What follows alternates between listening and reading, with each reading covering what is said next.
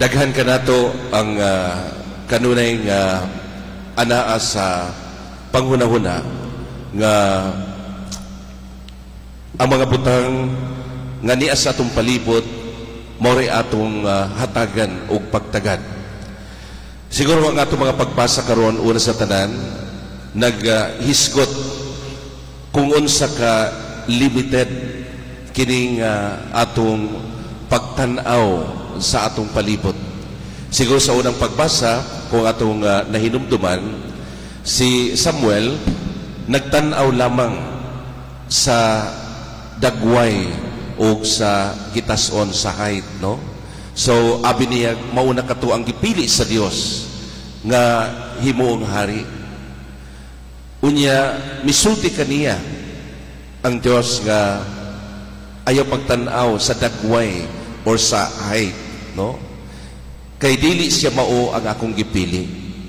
Sumawto nangita sila og lain nga basin napay mas himuon nga o gipili sa Dios.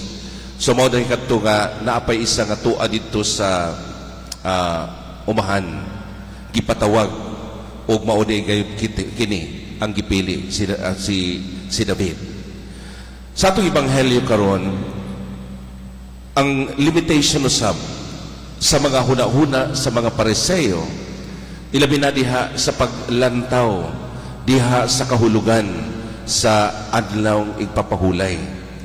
Sa mga igsuon para kanila ug actually daghan sila mga balaod nga gipuno dinhi nga bawal gayud mo trabaho sa adlawng igpapahulay. Og ilang gi-point out diha sa gibuhat sa mga apostoles, sa mga tinun-an ni Jesus. Unsa ilang gibuhat, nangutlo silang mga uhay sa trigo, ila kining gikuso-kuso aron mabulag kini gikan sa panit ngadto sa unon, og ila kining gihuyop, og ila kining gikaon. Para kanila, para sa mga Pariseo, bawal kini. Og usa kini ka trabaho nga matud pa dili angay buhaton sa adlawng ipapahulay. Sa mga igsoon, si Kristo mihatag og tubag, no?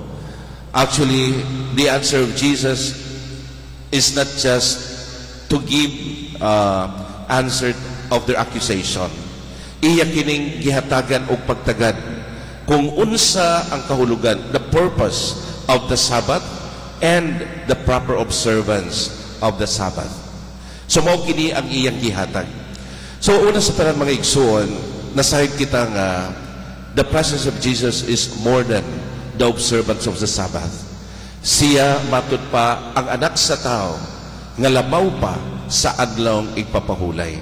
Ug una kini ang hikalimtan ug wala ma-identify, wala makita sa mga Pariseo diha sa presensya ni Jesus nga siya di ay mas labaw pa sa balaod nga ilang gisunod. Ug anaa siya aron paghatag og kaayuhan ngadto sa katawhan. So si Kristo midepensa ilabi na sa iyang mga tinun-an sa ilang gibuhat. Tungod kay para kaniya mas labaw pa ang paghatag og pagtagad sa panginahanglan ilabi na sa iyang mga apostoles niya nang higayuna din sila gikan sa ilang misyon. Unsa iyang gipasabot nini ang kagutom nga ilang gibati. So matud pa ni Kristo kinahanglan i-address una ang ilang kagutom. Og iyang gihatag ang ehemplo diha sa pagkaon sa mga tinun-an ni David, no? Sa dihang miagi sila sa simbahan tungod kay gigutom sila. Gikaon nila ang pan nga unta ang pari ra ang mukaon sa maong gihalan. So mga igsoon, unsa may gipasabot ni Kristo? Siguro para kanato atong tan-awon kung unsa gayod ang tinuod nga kahulugan ug unsaon nato kini paghatag og kahulugan usab diha sa atong kaugalingon sa matag adlaw sa atong kinabuhi. Ikatulo mga igsoon, si Kristo mingon ang adlaw ipapahulay gibuhat sa tao, para sa tao, ug dili ang tao para sa adlaw ipapahulay. Simple ra ang giingon ni Kristo nining maong statement nga siguro hatagan o kahulugan kini diya sa iyong kinabuhi nga diha ang iyang presensya, ang iyang pagpakiguban kanila, ang presensya sa tao o ang kinabuhi sa tao labaw pa ni anang mga balaod nga gisunod. Siguro mga igsoon usahay naausab kita diha sa sayop nga panlantaw sa atong common nga sa atong natural nga kinabuhi. Naay atong mga pangunahuna nga usahay maingon kita mas labaw pa kini kaysa niini.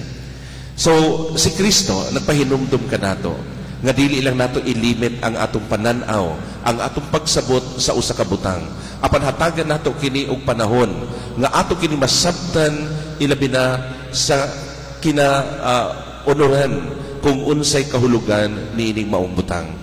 Mga igsoon, diha sa atong kinabuhi, diha sa atong pagpadayon sa paglakaw, daghan pa kitag angay sabton ilabi na diha sa kinabuhi na Jesus. Diha sa iyang gisangyaw, diha sa iyang gitudlo kanato, o diha sa atong pagkinabuhi uban kaniya. Ako manghinaot nga unta sa atong pagpadayon sa atong adlaw-adlaw kinabuhi. Dili nato hikalimtan kanunay kung unsa ka importante ang iyang mga sugo, ang iyang mga tudlo. Of course, dili ta makaingon nga gibaliwala o wala mo consider ang mga Pariseo kung unsa ka importante kini. Apan again, si Kristo nagpasabot kanato kung unsa gayon ang kahulugan niini ug unsaon nato pagpractice o pagbutang o paglihok o pag-practice ni mga butanga diha sa atong kinabuhi sa tarong o sa maayo nga pamaagi. Atong iampo ang atong mga kaigsunan, atong iampo atong kaugalingon nga unta masabtan nato kini diha sa atong kasing-kasing. Amen.